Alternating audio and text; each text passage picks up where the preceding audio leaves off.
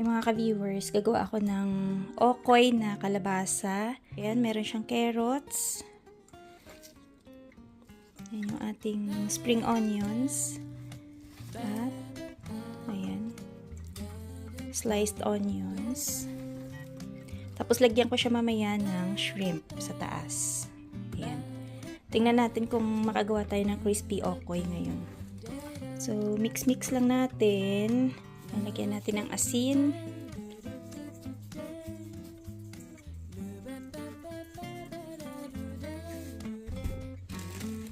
At harina.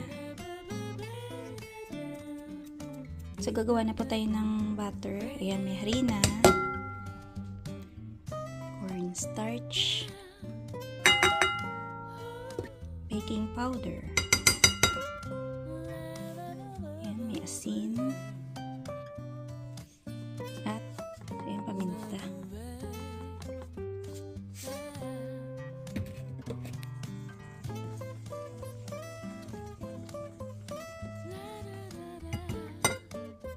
Lagyan pa natin ng cold water.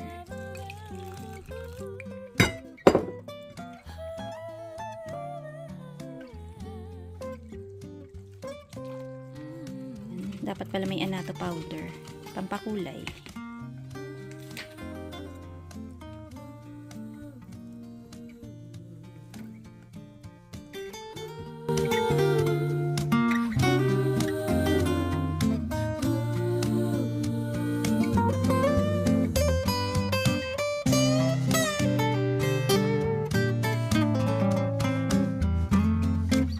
So mga ka-viewers, ganyan yung itsura ng okoy. Ayan o. Meron siyang shrimp. Tapos, yan yung isa pa naming ulam, yung tilapia na fillet. Meron din kaming sausawan. Ayan o. So, let's eat mga ka-viewers. Masarap daw, sabi nila yung okoy na to. Actually, pwede din siyang i-air fry kung medyo maalis na yung pagka-crispy niya. Ayan. Good morning mga ka-viewers! Welcome back po sa aming channel. Beng Beng! Ayan, ngayon ko lang na video ulit si Beng Beng na hatid namin sa school. Sobrang aga po kasi ng pasok niya. For 2 days lang naman. Hindi ka naman late eh. May 2 days kasi silang practice sa banda. So, sobrang aga ng pasok. Dapat mga pasado alas 7 lang alis kami ng bahay. So, ngayon, isa to sa practice day nila. Ayan. Sabit ko muna dito. Hirap din yung kasama ko sa banda. Ano yun yung mga estudyante na kasali sa banda tsaka sa choir. Ayan, may 2 days po silang maaga yung pasok. 1 hour earlier kaysa sa usual nilang oras. 8:14 regular, 7:14. So, Beng, kamusta yung buhay high school dito? Okay naman? It's okay. Ayan yung... Okay naman, Beng? Okay naman daw. Busy-busy daw po yung buhay high school dito sa amin. So, kasi dapat mag-move pa ikaw kasi ng classrooms. Oo, nagpapalipat-lipat daw sila ng classrooms. Dati kami ganun din naman, Beng. Lumilipat-lipat din naman kami ng classrooms. Doon sa Philippines, diba? Ano? Nagsistay lang sila sa, Sabi? sa classroom. Hindi, ganun din. Lumilipat din naman daw sila. Kasi doon sa City High, Oh. students. Okay. Naka-stay lang sa isang room. So, andito na siya. Mas maganda nga sa inyo, hindi bored eh. Hindi boring eh. So, ayan na. Ang dami ko bit-bit. Dami niyang bit-bit kasi, ayan o, may binder, meron siyang Okay, bye-bye. kanyang instrument, may backpack. Natid naman din. Bye-bye. Ay, bye na. Kaya na niya yan. Bye, Beng. Sana yun. Ayan na siya. Diyan lang naman kasi yung pasukan nila. So, ayan mga ka-viewers. Sexy naman po ng ano nyo. Taga-bunot. Pinag-initan na yung talong, oh. May bunga pa nga eh. Atat na atat. Gusto nang ligpitin. May bunga pa yan pa. Sabagay, yung iba kasi hindi na makahabol yan eh.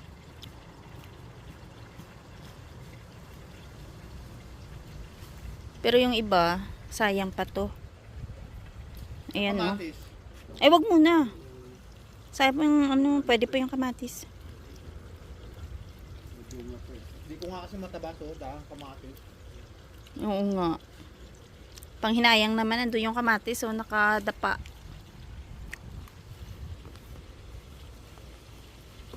Yung sili kasi ngayon lang talaga siya nagkaroon ng maraming bunga. Grabe no, ang laki ng talong, wala man lang bunga. Mm-mm. Hindi naman makain. Puro chismis lang. May space pa ba dyan sa green, no? Kasi kukunin bukas. Kaya nga binunot niya to para maisabay na daw. Pero yung mga sili pa, parang nahihiyang pa siya sa medyo malamig, no? Mm-mm.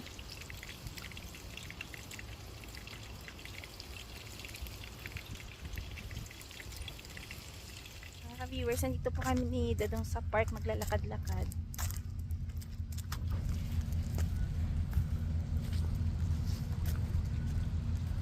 Itong side na to, wala na mga dahon-dahon, no? Pero yung ibang puno naman, okay pa naman. Parang summer pa.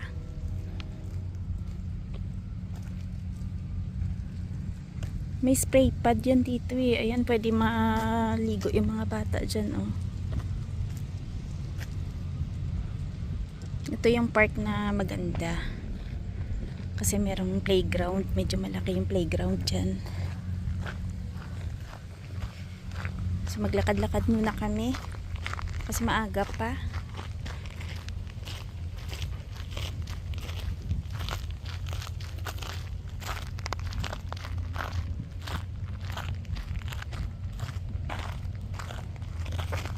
Pero Morning dati, walk na may kape. oh, siya lang nagkape. Dati nung mahilig pa kami magtatambay sa park, yung area na yon, doon maganda mag-barbecue doon. Ganda ng aso.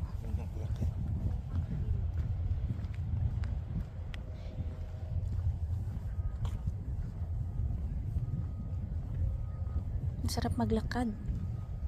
Maganda yung simoy na hangin, no? Malamig. Sabi ko nga kasi gusto ko maglakad-lakad. Eh, itong park na to, medyo malayo to sa amin. Pero dati, nalakad ko to mula dun sa medyo malapit lang na park. Kasi may ano to eh. Good morning. Morning. May tagusan kasi to dun sa may bridge. So, pwede siyang lakarin. Yan, dato mag-shoutout muna tayo sa mga viewers natin. Kay Merl Patagan ng Ottawa, kay Rubina TV, kay Nelmi Dinola. Ang tanong niya pa, bakit daw nung nagbakasyon tayo sa Pinas, di daw nila nakikita yung mga parents natin, both sides. Ayan. So parehas po kami ni Dadong, wala ng parents, kaya ayun, wala po kayo nakita nung umuwi kami. Pero yun nga, dinalaw namin parehas sa sementeryo. At ayan, Sa heaven na sila. opo. Shout out din po kay Techi Raimundo.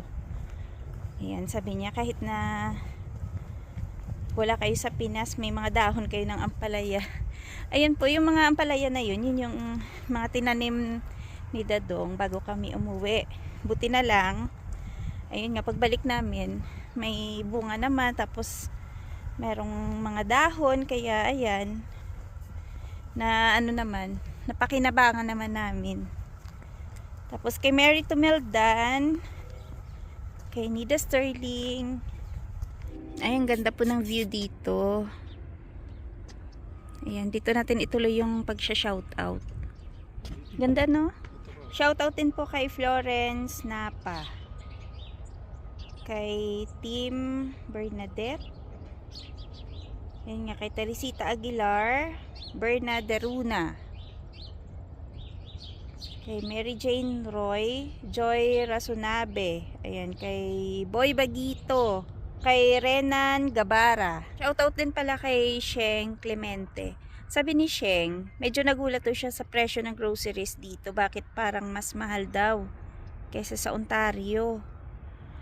Siguro dahil nga maliit na city ito, tapos syempre yung location, no, malayo sa pinanggagalingan ng mga goods, tapos iba yung rate din siguro ng tax. So isa yun siguro sa factor bakit mas mahal yung mga groceries dito sa amin sa Regina kumpara mo sa inyo doon sa Ontario. So ayan, kasi sabi nga nila minsan may mga nanonood din na nasa ibang lugar, napagkumpara nga din nila yung mga prices dito. So napansin nila na mas mataas nga naman dito. Kasi katulad sa Calgary. Calgary kasi ang tax doon nasa lang, mababa. 5% lang, di ba? Tsaka yung mga pinapataw na taxes sa mga goods pa na papasok siguro dito. No? Tsaka yung bayad kasi ng transportation. Yun nga. Katulad ng Sa mga layo ng gulay. Yung oo. mga gulay kasi iba, mas nauna ata daanan dun sa kanila. Oo. Ontario. Kumpara dito sa atin, no? Mm. Kasi mas malayo nga naman. Ayun. Tsaka napapansin mo din, Yeng, 'di ba, yung mga gulay dito sa atin mas kakaunti, Tsaka hindi na siya ganun ka-fresh. Oo. Limitado po yung dito, yung gulay na mapagpipilian sa mga stores. Kaya minsan pag nakakita kami ng mga gulay na yun nga, bagong lagay lang sa mga yung dinidisplay nila, minsan tuwang-tuwa na kami pagka nataon na gusto namin yun at bumibili na agad kami. Kasi bihira lang din matsyempohan na yun bang makakita ka ng magandang klase ng mga gulay. Speaking So, ayun. of gulay, pag-uwi natin mamaya, mag-harvest ulit tayo. Ayo. Marami na naman po kami mga doon, kamatis na kapag harvest na kami last time, mga isang bag pa, no? Tapos ngayon, ang dami na naman pong kasunod. Tapos, ayun nga, dinidilig-diligan lang po namin para lang tumuloy-tuloy muna siya kasi total gumaganda pa naman yung panahon. Inaantay na lang namin yung pag lumaki na lahat at saka mahinog yung mga sili namin. Oo. Yan na lang ang lumalaban eh. Mm-mm. Sili, kamatis, pero the rest wala na. Mm-mm. Kaya baka next week, clean up na kami ng garden. Mm. Kasi, yun nga, Kaya next week ata, mas mababa na yung temperature. abang-abang naman tayo next year. Mm. Bubunuin na naman natin yung 5 to 6 months na taglamig, Taglamig bago na tayo naman. makapag-garden ulit. Mm-mm. Ang gagawin natin ba hanggat pwede pa tayo makapagtrabaho sa labas, i-develop na naman natin yung garden natin. Para naka-prepare siya para sa spring. Linisan na natin, tanggalin nyo na yung mga Ugat-ugat ng Mga ugat, mga yung mga dumi. puno, no? Tsaka ipunin nyo na rin yung mga dahon, tuyong dahon. Pwede pang Pwede, compost. oo.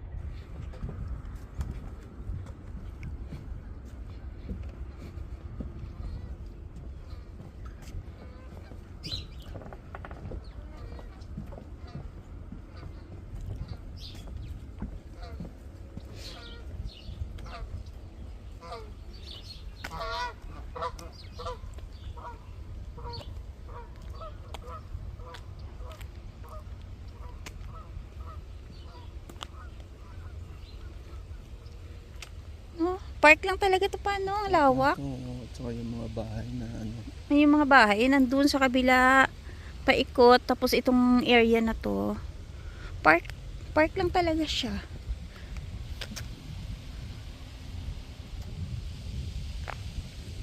light pag lalakarin mo lang. Oo, kung laka. Beta ka, oh. Oo nga. Medyo morning. Morning. Medyo malayo nga din siya.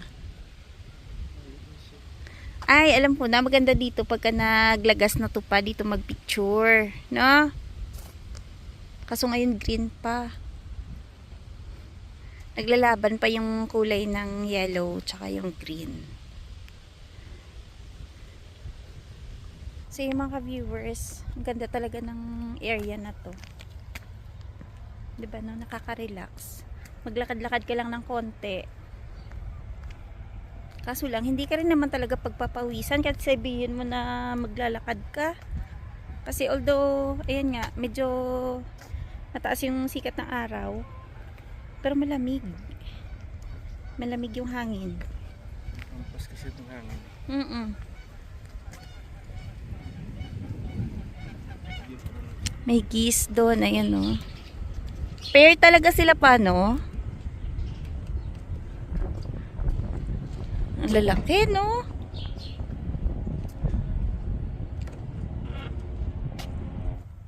Hindi natin napuntahan yung bahay na yun na maliit, oh.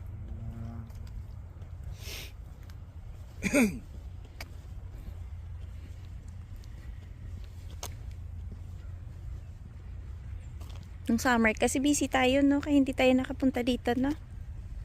Ay, wala pala tayo. Nga pala. Summer dito. Hindi, wala pala tayo dito.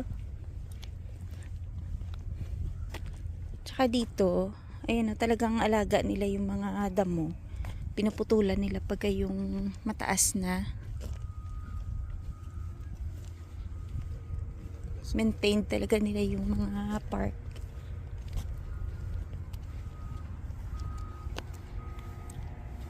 Yung mga geese, ba't daw naka-V pagka lumipad? Para daw ma-conserve nila yung kanilang energy. Na? Siguro yung paglipad nila, para hindi sila hirap. Ayan, parang windbreaker. Para hindi sila hirap mag-ano pa ng wings nila, no? Wala na yan. Yan yung pinaka-strong daw eh. Oo. So parang leader siya. Naka-leader nila.